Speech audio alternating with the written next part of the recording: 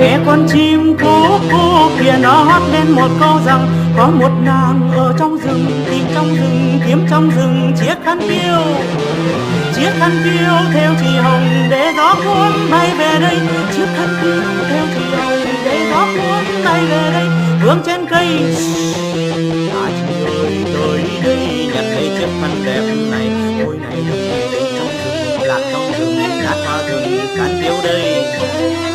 Ai có phải thắm thức duyên nhau, chiếc khăn đây làm mỗi người duyên nhau. Thời tôi chờ tiếng cười vang rừng núi,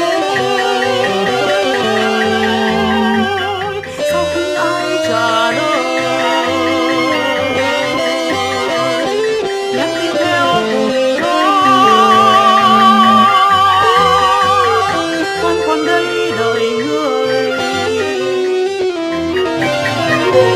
Nghe con chim cô kia nó hót lên một câu rằng có một nàng ở